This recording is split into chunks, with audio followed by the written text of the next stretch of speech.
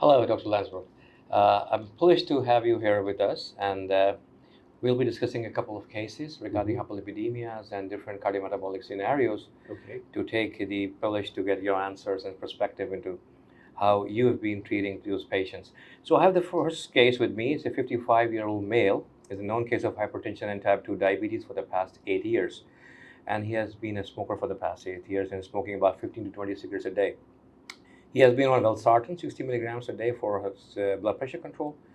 He's been taking rosuvastatin 5 milligrams per day for his hyperlipidemia and glimepiride 4 milligram along with sitagliptin and metformin for his diabetes control. So, and prophylactically, he has also been taking aspirin for the prevention of CAD prophylaxis. And he has a very strong family history of premature coronary artery disease. And he does not walk, he does not exercise. His examination is, his pulse is 100 beats per minute, regular. Blood pressure of 165 by 85 millimeters of mercury, and he weighs 103 kilograms with a height of 167 centimeters, which makes him obese. Quite obese. Yes, exactly. And he has acanthosis nigricans Yeah. and tender hepatomegaly on abdominal examination. Yeah. His labs are, his hemoglobin is 16.5, pertinent labs, RBS, blood sugars are 198, and his ALT is 68. His triglycerides is 275 milligram percent, HDL is 38, LDL cholesterol is 193 milligram percent. So he's here in your clinic, and he asks you how to manage him, Yes. to save him from disaster happening. Yes. So my emphasis will be on the lipids for this patient. Sure. And I think the other blood pressure and glycemic control need to be properly managed as well. The drugs that he's been using don't seem to be as adequate as they should be, because the blood pressure and glycemic control is still not really in the range I would like to see it. Regarding his lipids, what's quite interesting is to see that he has high LDL, high triglyceride, low HDL, so typically a metabolic syndrome type Absolutely. patient fitting in with the diabetes, and also probably NAFLD or maybe even NASH. Yeah, ALT of 68. Yes. Exactly. Now, what makes this interesting in terms of lipid management is that I know that in Pakistan and even in Holland, sometimes doctors are very hesitant to use high-dose, high-intensity statins because they fear AST and ALT levels will increase even further when you use potent statins. But that's the other way around. And it's actually the other way around. Exactly. It's not only is a high-dose, high-intensity statin a life-saving drug for this guy, Absolutely. because his cardiovascular risk is very, very high, but it can also address, to a certain extent, his liver abnormalities, his liver disease. True. So I'm always very aggressive, and especially with diabetic patients and with this lipid profile completely, I would opt for highest dosage of a high-intensity statin. So 40 milligrams of rosuvastatin, or my preference would actually be 80 milligrams of atorvastatin plus ezetimibe. Yeah, so I've got two questions Yeah. to take the discussion forward. The first is, you said that he has a very high risk of developing ASCVD in future. Yes. So what made you think about that? Because we should have a calculator. Yes. So you just discuss something about the calculator as well? Yes. We, in a primary prevention setting, we tend to use calculators to determine if a patient is eligible for statin or not, and perhaps even what his LDL targets are. Okay. They are slightly different depending on his risk. Now, based on my clinical experience, I don't need a calculator to see that he is at very high risk. Yes. But if you would put him in a risk calculator, you would also observe that his 10-year risk is probably in the 30 or 40%. One more point I want to emphasize upon is that in primary care setting, we do have a look at the ASCVD calculator, but for secondary prevention, we don't, because that patient already automatically falls in the criteria of very high risk category. And as far as the high-dose statins are concerned, so there is a concern regarding diabetes caused by rosuvastatin high doses. Yeah. What are your inputs into that? We do know that statins have a tendency to push forward the dysglycemia to a certain extent. It is a problem that we well recognize, and it's not unique for rosuvastatin, it's for all the different statins. But as I always explain, the statin doesn't cause diabetes. It is the patient that has the diabetes or that's prone to develop diabetes, and statins actually give a slight push that puts them over the edge in the ones that are not yet diabetic, or in this case, who is already diabetic. There might be some challenges in his glycemic control. Exactly. One study that first recognized this phenomenon that patients were developing more diabetes in the treatment versus the placebo group was the Jupiter trial. And the Jupiter trial was a study conducted in patients with low LDL, but with high sensitive CRP. And if you look at the characteristics of these patients, majority were metabolic syndrome patients. Absolutely. So these were prone to develop diabetes per se. And yes, the ones that were prescribed the rosuvastatin did so slightly earlier. But in the follow-up of the placebo group over time, they also developed diabetes, but like 2 or 3 months later. Exactly. So I always emphasize that, don't withhold the statin in these patients, because the benefit far outweighs the risk. Exactly. And doctors are scared that they think they harm the patients, but they actually harm the patient by withholding. Exactly. Yeah. And one argument is that in all the clinical trials that have taken diabetes in the perspective of statins, it has been shown that the maximum amount of sugar is raised at about 3 mg/%. Yes. So if a person has a fasting sugar of 123 mg/%, so he already had the chances of developing diabetes. Yes. Exactly. Yeah. So this patient was put on statin. I don't know which dose did you prescribe, but he returned after 6 weeks. And he got his lipid profile again, and that showed a triglycerides of 195 from 275. But his LDL was still below target. He had an LDL of 120 mg/%. And he was treated only with the statin. His statins. So the next step would be adding a Z-wine. Exactly. Yeah, because that will give you another 20 to 25% boost of your LDL cholesterol lowering. Triglyceride of 190 now. Yes. Is still on the high side, and there's 2 things you can do. You can say perhaps we use an additional drug to address that, or you put more emphasis on improving lifestyle. Exactly. Yeah. We can use fibrates or omega-3 fatty acids in patients with high triglycerides. Statins per se also lower triglyceride, and it's illustrated quite elegantly in this patient, so that in the first stage, you probably have enough with high-dose high-intensity statin to normalize the triglyceride, but if not, especially if they're very high, then using a second additional approach is. So one of the concerns was if you put fibrates on board along with the statins, patients are more prone to develop myalgias and muscle symptoms. Yeah. I think this was based on old fibrates and old statins. It was very common. I think it was 5% in patients that use lovastatin. Now, that's a statin we don't use anymore. And gemfibrozil. That's also a fibrate that we hardly use anymore. In the newer generation of statin and fibrate, we don't see that as often. But I mean, it is something that can occur simply because of the statin, and the interaction between the other fibrates and the newer statin is not that significant. But especially patients like this who have a combination treatment with all kinds of different drugs, or they maybe need an antibiotic because they have an infection.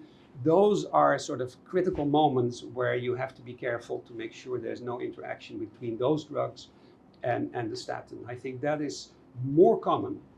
One example I can remember was a patient who wanted to lose weight, and he did a grapefruit juice regimen where he drank a liter of grapefruit juice every day, and he developed rhabdomyolysis on simvastatin. Exactly. So these things are definitely something to keep in the back of your mind. But I use the combination of fibrate and statin quite often. So you need to have a nutritionist on board as well to guide about the lifestyle management. Exactly.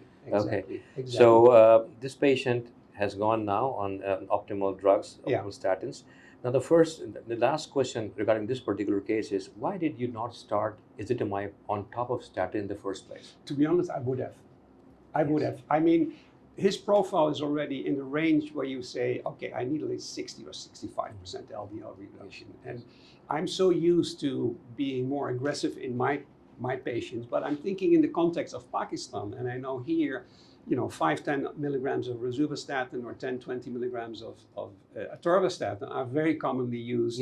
And you don't, and you do a step up therapy. Exactly. And I always advocate a step-down therapy. Absolutely. Go for the jugular, go hard in, and if there are problems, you can down titrate or you can switch. Absolutely. And I think that makes a lot more sense. Also in the context, you need to be fast. You don't want to wait 6, 8, 9 months to finally get to the right dosage. Exactly. And that, in this case, this is an accident waiting to happen.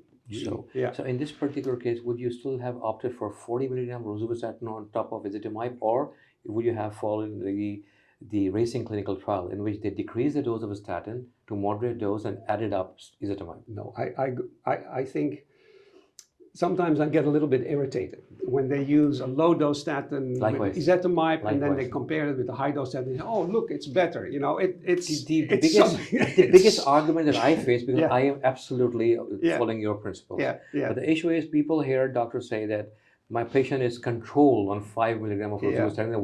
Why should I increase the dose? Yeah. So what should be the answer to this nasty question? I think he cannot be controlled with 5 milligram. And one thing is, we've learned over time that lower targets are better. So the lower you get, the better you bang for your buck. Although we can debate, if patients are already very low, that going to extremely low, if that's so beneficial. But going for a lower target, in my personal opinion, safety of statins is fantastic. The chances of real serious side effects is 1 in 10,000, 1 in 100,000 patients. Tolerability can be an issue, but tolerability is something we can address as well.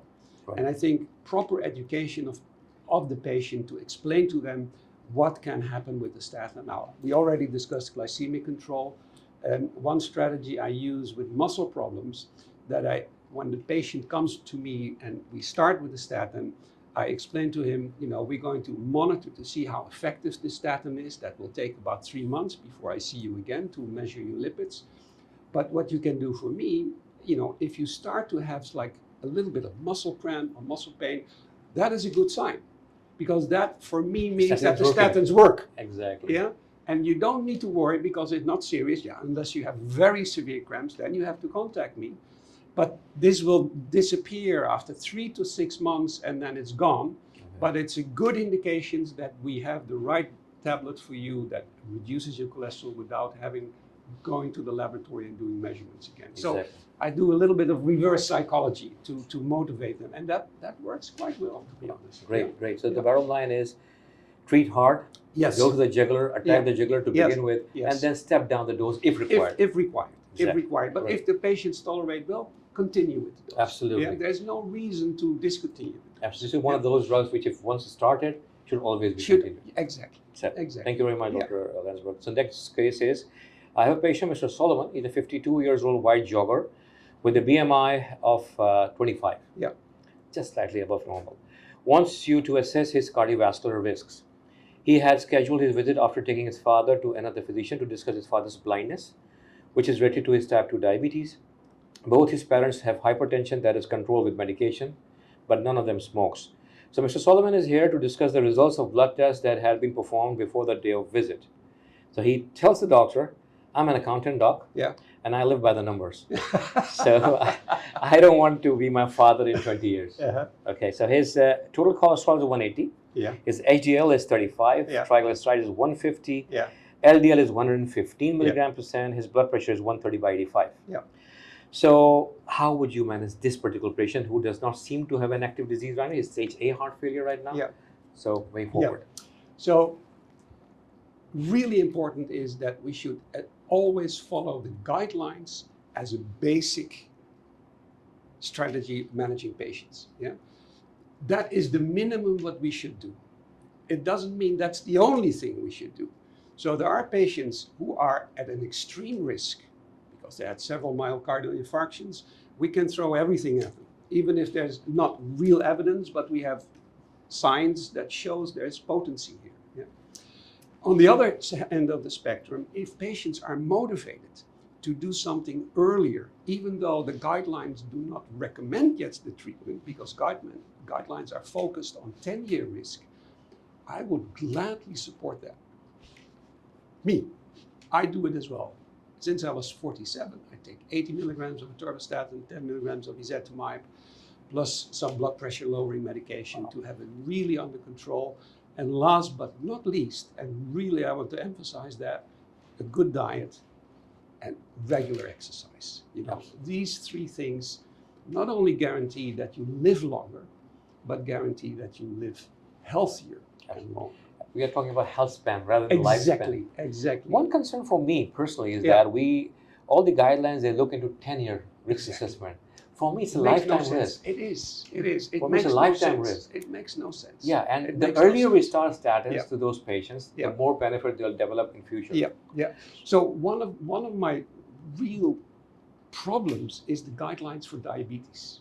You know, all the guidelines say we can start at age 45. Yeah. Now, here in Pakistan, I think half of your population will succumb to the complications. No you doubt know, about it. there was some really interesting data where they looked at children that developed type 2 diabetes in their teenage years, and they followed them for I think 8 or 10 years. And within that 10 years, the number of microvascular complications was like breathtaking. Exactly. You know, so yes, you manage your blood pressure. If your blood pressure is 160, you manage it, even if you're 12 years old. If your glucose is 200, you manage it. But if your LDL is 200, you say, oh, wait, you know, there's no problem, wait till you're 45. Absolutely. So I think we share that Exactly. sense. And I'm sure you must have gone through an article, a paper published by Professor Abdul Basit. He's a very famous diabetologist in Pakistan. And he carried out data on the prevalence of dyslipidemias in Pakistan. Yeah. And the results were staggering. Yeah. 96% of Pakistani population has some kind of dyslipidemia. Wow. 54% of them have got high LDL cholesterol. Yeah. So we are living in an area which has pandemic for dyslipidemias and diabetes. Yeah. So regarding this patient, will you treat him with the statins, or will you calculate his ACV risk? I will explain to him, you know, the pros and the cons, and explain also one concept that I really embrace now is what we call cholesterol burden. Yeah. Okay. So based on his cholesterol now, and more or less extrapolating, you know, you're now this age, this is your cholesterol, so times, say he's how old was he? He's 35 years old. He's 35, so 35, and his LDL was? 115. 115, so 30 times, say 100 is 3.5 grams. Yeah. So that means he's got, you know, if he wants to be 80 or 90, he's got about 60 years left for a target of 9 grams. We think 9 gram exposure, that's when you start getting problems. Okay. And then you calculate, okay, this is the period that you need to keep your cholesterol at a level to reach it at that age. Okay. So that means you got 6 grams left over 60 years. So that means that your LDL has to be at least below 100 to fit that profile. And if it's lower, fantastic, no problem. But at least that to make sure that you keep that cholesterol burden within grip. So how do you calculate that cholesterol burden? It's very simple. It's not a mathematical tool in the sense that it's very precise, but it gives you a good feeling of the situation. And what you do is you look at the LDL cholesterol, the age. So if LDL is 150 and somebody is 60, that means 60 times 150 is 7,500 milligrams or 7.5 grams. Okay. Yeah. Okay. And then we know approximately 9 gram is when we start seeing symptoms. Yeah. Nevertheless, in a patient who's not diabetic, who doesn't have hypertension, has other like this patient, like this man, then it probably you probably need to start earlier to bend the curve that it won't cross the line at a very just like the early Mr. age. Fit criteria. Exactly. Okay. Yeah. Okay. Yeah. That's great. Yeah. So this, you know, he's an accountant. Yes. He cares about the numbers. Yes. He tells you that one of my relatives has an HDL of 70. Yes. So he was very happy that he had a very good high cholesterol. Yeah. He landed up with an MI. Yes. And he was told by his cardiologist that 70 HDL is dangerous. Yes. Your comments, please. Yes. We have completely shifted our understanding of HDL. When I was starting in lipids, you know, you had good cholesterol, you had bad cholesterol, and if good cholesterol was high, you were in good hands, and if high and bad cholesterol, you were prone to develop cardiovascular disease. It started to change when we developed a drug, torcetrapib. that increased HDL by 150%. But So you think, okay, LDL 50, 60%, HDL up 150, gone cardiovascular disease. And what we observed, no. There was actually an increase in the ones. yes. And when we started to look in more detail to HDL, we came to the conclusion that HDL cholesterol doesn't say anything about the complexity and the risk of an HDL particle. An HDL particle is far more complex than a simple LDL particle. LDL particle is ApoB plus cholesterol, triglyceride, Yes. and the shell around it. But HDL carries a lot of different lipoproteins, carries a lot of other lipoproteins and inflammatory markers, and it has a potency to be protective, and it has a potency to be harmful, depending on, for instance, in diabetics, high HDL progresses atherosclerosis. Yes. And we still do not have the proper tools to measure the quality of HDL. Okay. And high HDL is not protective, can actually cause harm, and there's more and more evidence for that. And vice versa, sometimes a low HDL can be protective. There was what we called HDL Milano, which was a small village in the northern part of Italy. And the people who lived there became very old, and they would try to determine how can we explain that? And what they found is all of them had a very low HDL level. Really? Very low HDL level. And the theory behind it is that HDL is really involved in reverse cholesterol transport. Yes. So they postulate the HDL is very rapidly cleared and cleared and cleared and cleared. So it's the flux that determines very efficient reverse cholesterol transport. Okay. And that's why your HDL is low, but it means actually that the HDLs are working quite hard to get rid of the cholesterol burden in the vessel. So as a layman, yeah, what is the number that you would like to tell to the patient to keep in mind? I try to convince everybody to not look at HDL. Okay. Because it can only confuse us. If it's high, then people think, oh, it's good, or maybe it's bad. I know sometimes doctors, like your patients, say, oh, your HDL is good. We don't need to worry about LDL. Okay. No, I have many patients who died from that. They had very high HDL. Many times it's women. My clinic has a lot of familial hypercholesterolemia patients.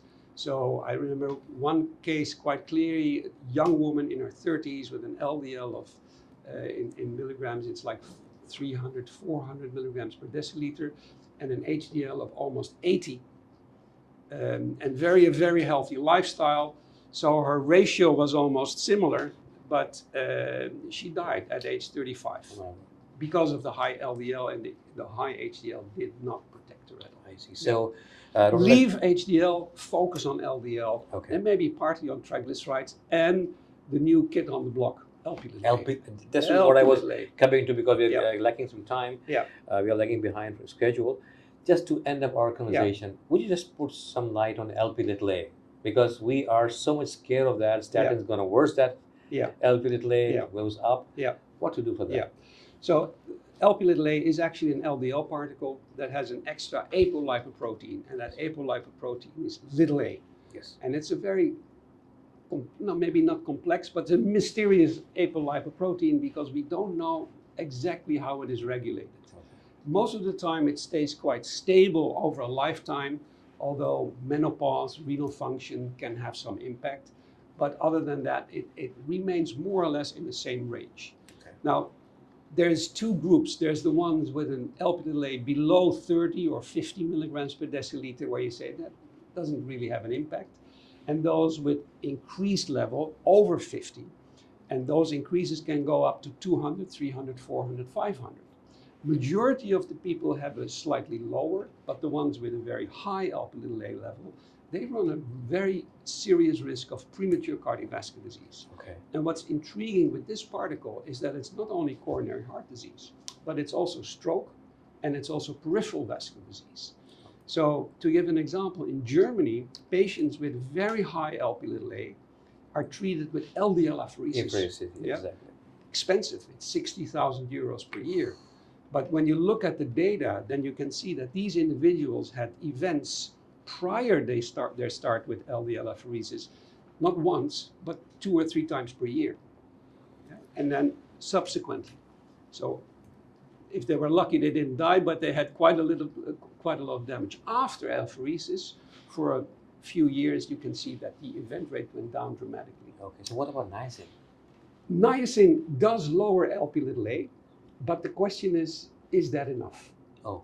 You know, the percentage reduction is like 25, 35%. Okay. Now, if you have an Lp(a) of 200, you know, then 25% Exactly. doesn't really, It won't help. you know, It won't help. give a good punch. Yes. Now, the new drugs that are coming, they are able to lower Lp(a) by 80 to 90%. Talking about inclisiran? No, that's a completely new drug. Okay. It's a drug that is focusing on the synthesis of apolipoprotein little a. Okay. So it's a silencing RNA that blocks the synthesis of lipoprotein little a and has a dramatic impact on the reduction. Okay. And I think that's going to be promising for those kind of patients. Regarding statins and Lp(a),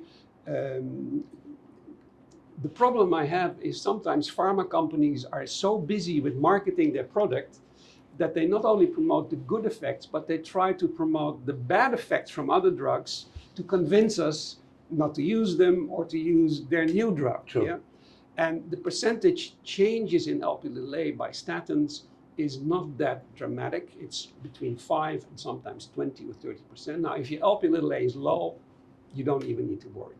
If your Lp(a) is very high, yeah, it's already very high, and you're already prone to have problems. Right. So I think the benefits of lowering LDL, and LDL is really the driving force generally for atherosclerosis, far outweighs than the slight harm of sometimes a slight increase of Lp(a). So my Lp(a) was 50, and now my Lp(a) is like 70 when I Okay. use 80 milligrams of atorvastatin. But you don't worry about it at all? No, I had a CT angio 2 years ago, and there was nothing. There was no atherosclerosis, there was no calcium score, but I've been taking it for more than 20 years now. Wow, Yeah. great. So in that sense, I think we shouldn't be too hesitant in using statins, because they're really the basis of cardiovascular risk protection. Okay. And the other really big problem I have with the new drugs is the price. You know, they're all priced between 5,000 and 10,000 euros per year. So you need to And that's cut down no the problem if it's an orphan disease. But if it's an omnipresent disease, you know, we're up shit creek. How can we treat Absolutely, everybody? absolutely. Thank you very much, Dr. Peter Lansford. Thank you. It was a pleasure talking to you. Same to We you. could have gone for hours and hours, but I think that's not possible. So I hope to stay in touch with you Yes. and find more answers to questions. Thank you so Thank much. you very much. I enjoyed it. Thanks. Likewise.